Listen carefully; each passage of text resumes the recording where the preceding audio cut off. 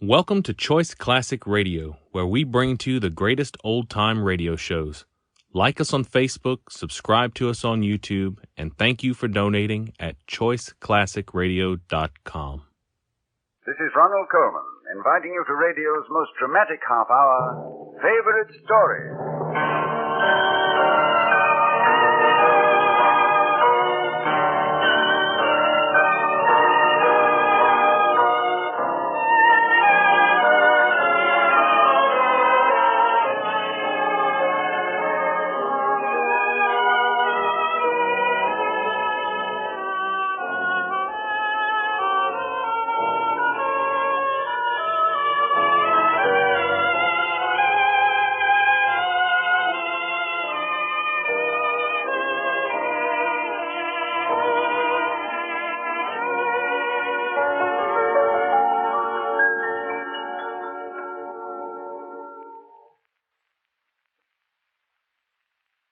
Whenever I see Shirley Temple, I always get a bit of a shock.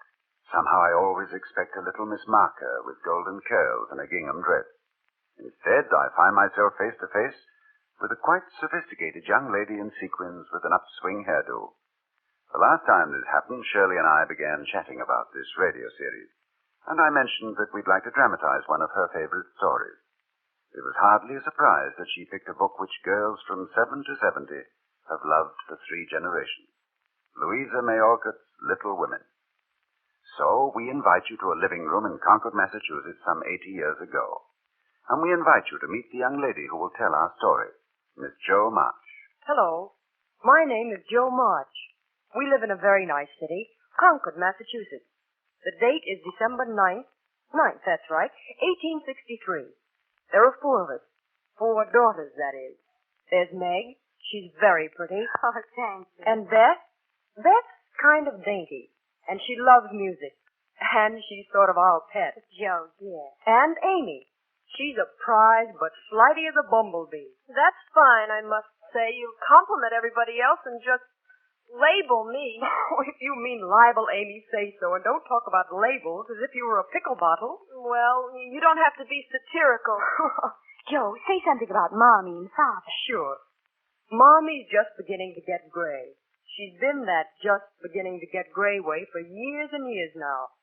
Daddy's fighting the war between the states, and we miss him very much. I guess you'll have to say something about Aunt March. Must I really? Mm-hmm. Oh, well, there's Aunt March. She's sort of a great aunt.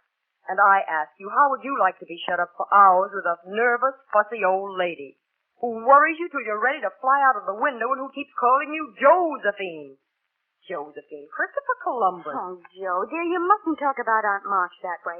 And don't use that expression. Oh, all right. Somebody ought to say something about you, Jo. Not at all. Well, I will anyhow.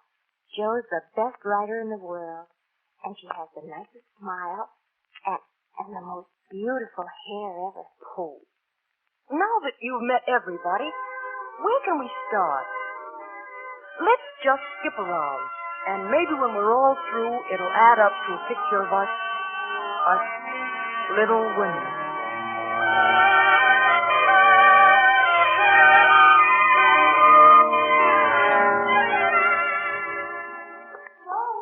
Jo, where are you? Right here, Meg. Oh, look, an invitation, a full-fledged invitation to a dance tomorrow night. And Mommy's willing that we should go, only what shall we wear? What's the use of asking that when you know we shall wear our poplins? Because we haven't got anything else. Oh, if I only had a silk. I'm sure our pops will look like silk, and they're nice enough for us. Yours is as good as new, Meg. Oh, What's wrong? I forgot the burn and tear in mine. Whatever shall I do, Meg? It's in such a funny place. Oh, you must sit still all you can and keep your back out of sight. The front's all right. I'll be as prim as a dish. Now go answer the note. We're going to that party.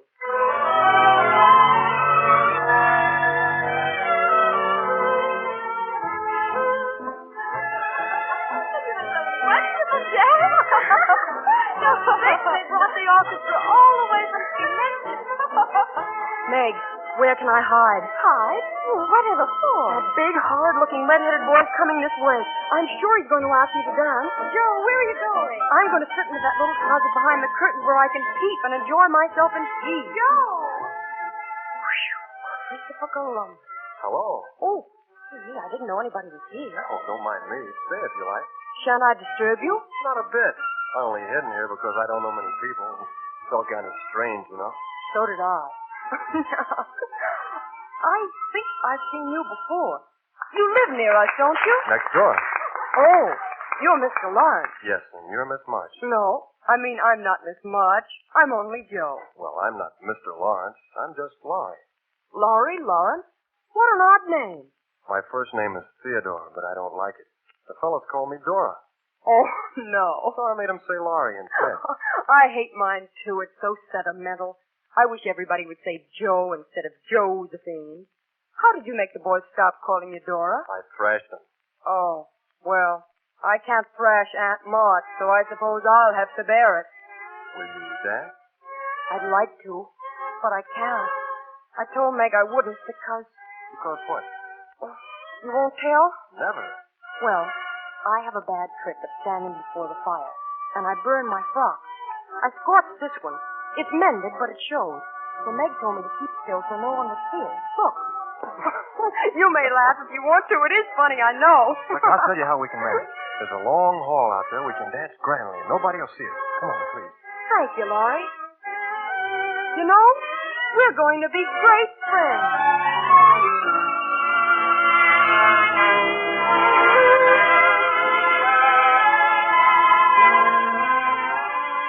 I guess there are certain days that stand out, and you remember them always. Like the day the telegram arrived.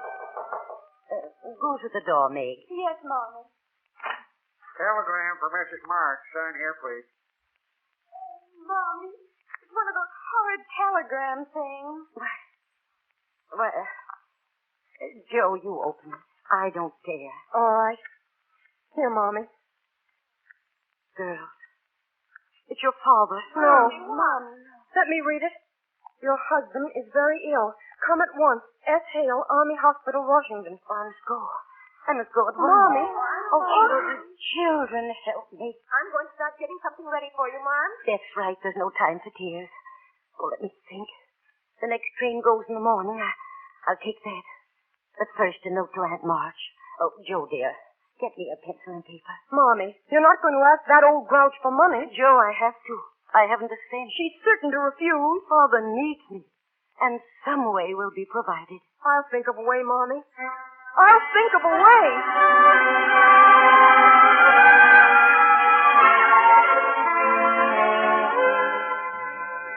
I'm so worried about Joe. She dashed out of the house first thing this morning and didn't even say where she was going. Laurie's gone to look for her, Mommy, so don't worry. And we haven't heard from Aunt March. What are we going to do? It's almost time to leave. There's somebody coming now. It may be Joe. Oh, it's Aunt March. I'll let her in. Hello, Aunt March. Help me in and be careful of my knee. Well, what's this I hear? Your father sick in Washington? I knew he'd get a fever or something. Never did know how to take care of himself or his money. Well, you needn't beg me for help. He'd give his last dollar or the shirt off his back to the first man who asked him. Where would I be now if I'd done the same, I'd like to know. Won't you sit down, Aunt March? No, I won't. So, now you need money for the railroad trip. Just as bad as he is. Well, I'm a sick woman, and I need all I've got. The money will be repaid, Aunt March. When, I'd like to know. Such wastefulness. Gallivanting off to Washington on a scare telegram. I can't afford such trips. Where's Josephine? She's the only practical one in this family. Joe's out, Aunt March. Laurie just went to see if she could... Just as I thought. She's probably gadding about with that rattle-brained boy. It's not proper. Joe is not with Laurie, Aunt March. Well, so what's the matter? Tell Josephine to come and read to me. Well, I hope for good news of my nephew, but I don't expect it. March never had much stamina. Good day. Good day. Well, here's the 25 you asked for and a check for 50 more. Oh, Aunt March. Well, I know there are plenty of bills to pay. Oh, my knee. I'll never sleep a wink tonight. She didn't even give me a chance to say thank you. Oh, Mommy, I was afraid she wasn't going to give it to Oh, me. I was sure she would, Meg. She has a kind heart. She's just ashamed to show it. Marmy, you got the money. We were afraid to come downstairs, Mom. Well, here comes Joe up the walk now. Mommy, I saw Aunt March storm out of here, but don't worry about her. We're independent of her now. But, Joe... Here, Mommy, here's my contribution toward making Father comfortable and bringing him home. $25. Joe, where did you get it? You haven't done anything rash. No, it's mine, honestly. I didn't beg, borrow, or steal it. I only sold something that was my own. Look. Oh, your hair. You cut off your hair. Joe, how could you? You're one beauty. Oh, my dear girl, there was no need of this. She doesn't look like my Joe anymore.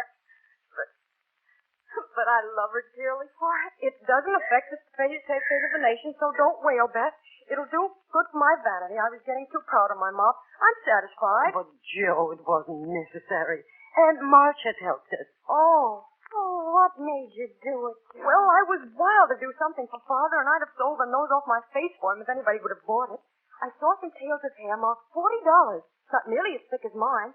So I dashed into the shop and asked what they'd give for it. I don't see how you did. Didn't you feel dreadfully when the first cut came? Well, I did feel strange when I saw it cut off and on the table.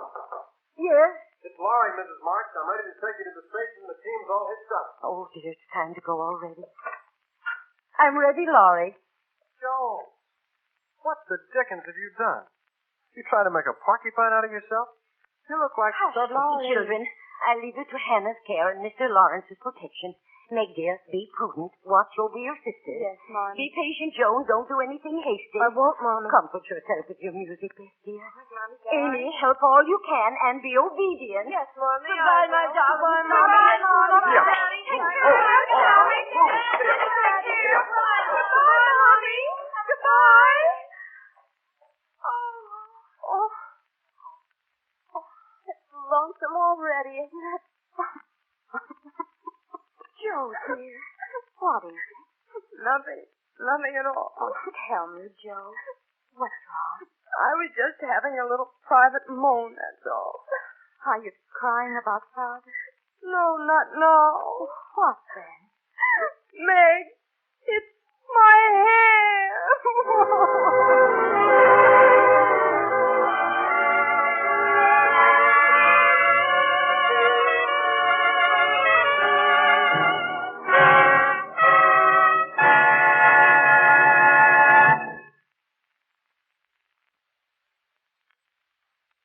We continue with Act Two of Shirley Temple's favorite story, Little Women, with two fine young actors from the Broadway stage as our leads.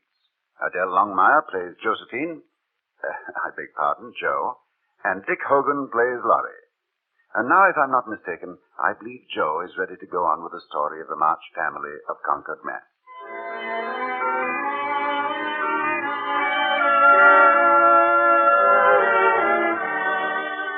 You can't tell the whole story of a family, for you'd be talking all night. Time has a way of passing. Father got well, though little Beth was an invalid.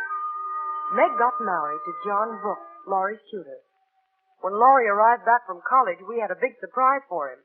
A big surprise. Oh, Laurie, just wait till you see. What's up, Joe? You're so excited. Laurie, please, turn around. Close your eyes. I have this all planned. Well, won't somebody tell me? Did Meg have a boy or a girl? Don't peek. Now turn around. Hold out your arms and keep your eyes shut. Well, I'll drop it or smash it. Keep your eyes closed. I won't be responsible for the damages. Now, open your eyes. By Jupiter, twins! Take them quick, somebody. Twins, how do you hold this thing? I'll drop them, Oh, sure. it's the best joke of the season, isn't it? I set my heart on surprising you. I was never more staggered in my life. Are they boys? Boy and girl. Aren't they beautiful? Most remarkable children I ever saw. Which is which? There's a blue ribbon on the boy and a pink one on the girl, so you can always tell. Kiss them, Uncle Laurie. I'm afraid they might not like it. Of course they will. They're used to it by now. Do it this minute, sir.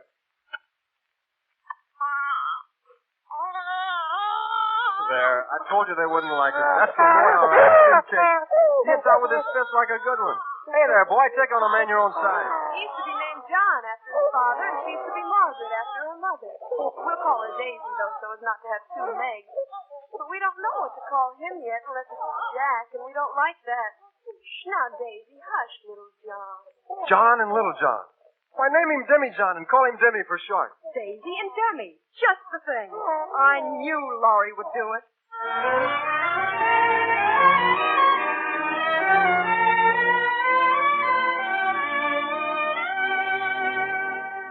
How are you today, Beth, dear? I'm happy when you're with me, Joe. Do you mind if I sit here at your feet and write? Mind? Oh, Joe, I'd be honored. Pillow all right? Fine.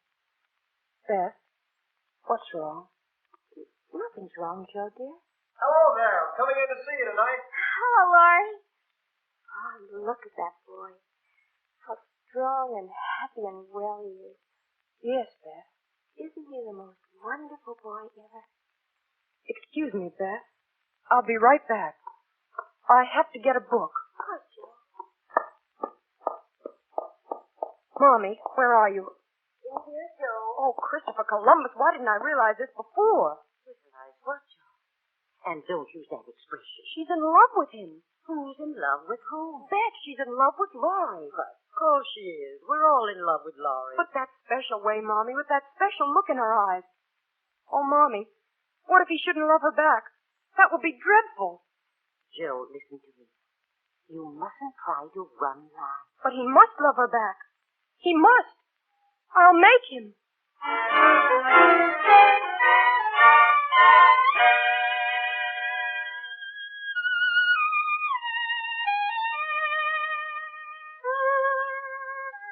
Oh, Laurie, we're so proud of you, graduating with honors and all. And now you must have a good long holiday. I intend to, Joe. Don't look at me like that, Laurie. Please don't. I will. You've got to listen to me. It's no use, Joe. We've got to have it out, and the sooner the better for both of us. Say what you like, then I'll listen. I've loved you ever since I've known you, Joe, and couldn't help it. You've been so good to me. I've tried to show it, but you wouldn't let me. Now I'm going to make you listen, and you must give me an answer. We just can't go on like this any longer. Laurie, I wanted to save you this. I thought you'd understand. I know you did. But girls are so strange that you never know what they mean. They say no, and they mean yes, and drive a man out of his wits just for the fun of it. I don't. I never wanted to make you care for me, and I've tried to keep you from it. I know you have. And it's made me love you all the more. I've worked hard to please you, and I gave up everything you didn't like and waited and never complained. You see, I hoped you'd love me, but I know I'm not half good enough. Oh, yes, you are. You're a great deal too good for me. And I'm so grateful to you and so proud and so fond of you, but that's all, Laurie. Really? Truly, Joe? Really, truly. Oh, Laurie, I'm so sorry. So desperately sorry I could kill myself if it would do any good. Laurie, we'll be good friends all our lives. Be reasonable and sensible. I don't want to be reasonable or sensible. Joe, I don't believe you've got any heart. I wish I hadn't. Goodbye, Joe. Please, Laurie, don't act as if this is the end of the world. One of these days you'll find some lovely, accomplished girl who will adore you and make a fine wife for your home. I wouldn't. I'm homely and awkward and odd and old, and you'd be ashamed of me, and we'd quarrel, and I wouldn't like elegant society, and you would, and you'd hate my scribbling, and I couldn't get on without it, and we'd be unhappy and wish we hadn't done it, and everything would be horrid. Anything more? No. Except that I don't think I shall ever marry. Laurie, where are you going? To the devil. Laurie! Goodbye, my boy, Laurie. Goodbye forever, my poor Laurie.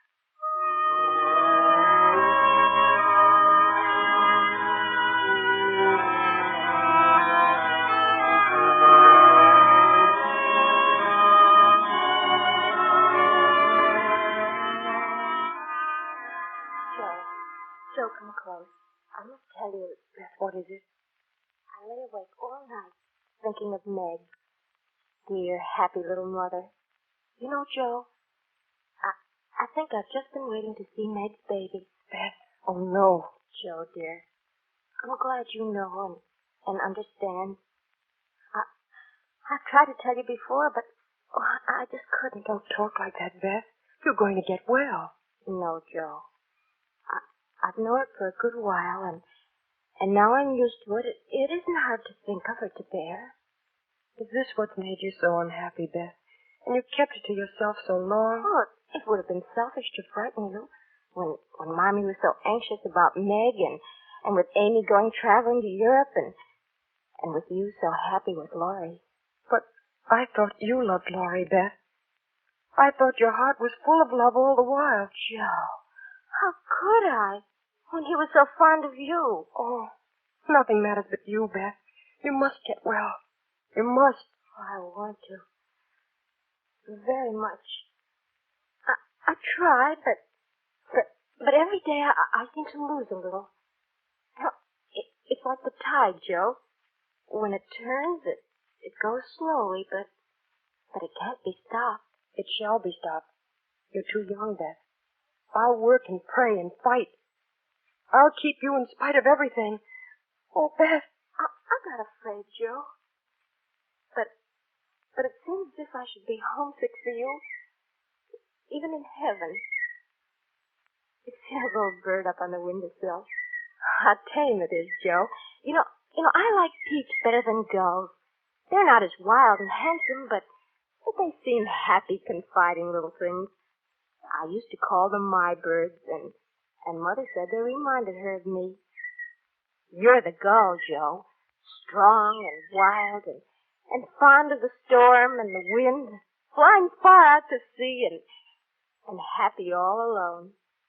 Meg's the turtle dove, and Amy's the lark, trying to get up among the clouds, but always dropping down into its nest again.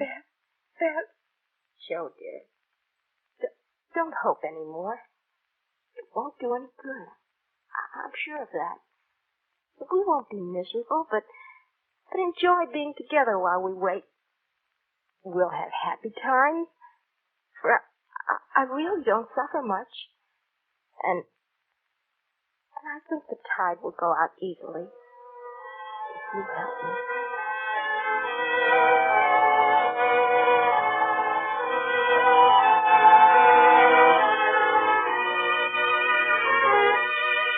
How many years can erase a loss?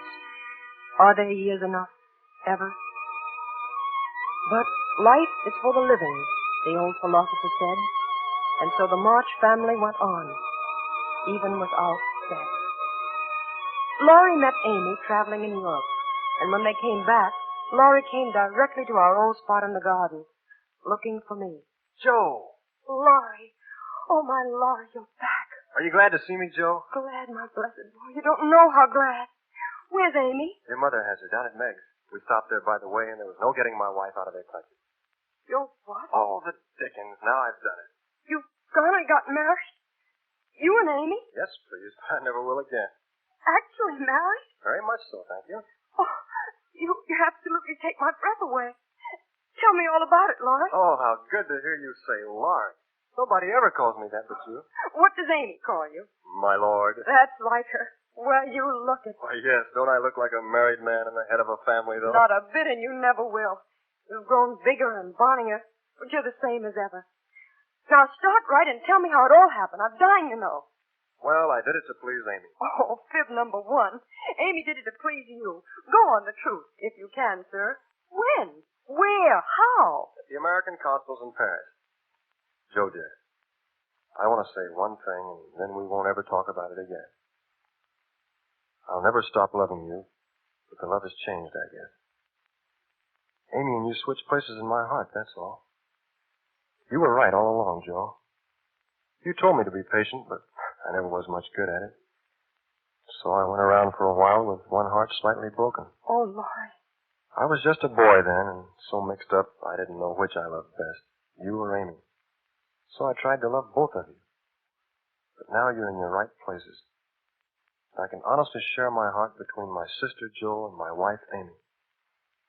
Will you believe it, Joe, and go back to the happy old times when we first knew each other? I'll believe it with all my heart. Laurie, we can't ever be boy and girl again.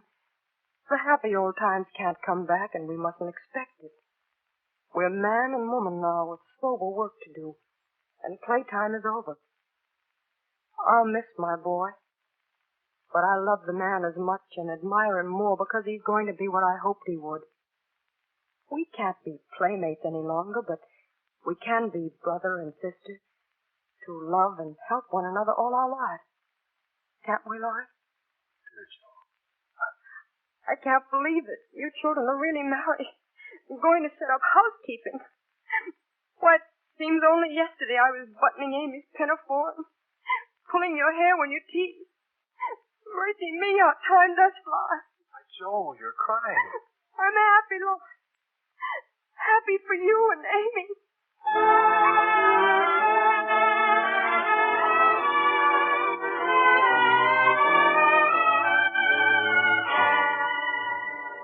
Well, that's the story of the March family. Part of it, anyway. I think somebody ought to say something about Professor Bear. Oh, Christopher Columbus, Meg, the story's over. Don't use that expression, Joe. I'll say something. All right, Mommy. Joe's going to marry the professor, and he's a very wonderful man. And Joe's written a book. It's all about the March family. It's a very nice book, and it tells a lot more about it. It's called Little Women. Thank you, Amy. It's all right to be little women. There's something about spring that makes you love it very much.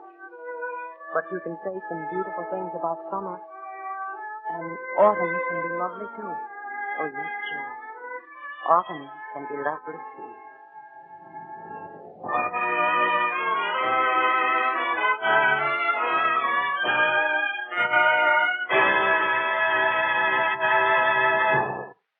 You've been listening to the favorite story production of Louisa May Alcott's Little Women. Our thanks to the cast, including Adele Longmire as Jo and Dick Hogan as Laurie. A program note here that Betsy Kelly, who played Amy, is Mrs. Jean Kelly, he of the Dancing Feet. Our thanks also to Claude Sweeten for his musical score, and to Miss Shirley Temple, who chose Little Women as this week's favorite story. If you read the book and saw the motion picture, then you surely won't miss hearing our favorite story production of Wuthering Heights. Emily Bronte's weird and haunting novel was selected by the distinguished author and publisher, Mr. Bennett Cerf, as his particular favorite story. We hope you'll be listening.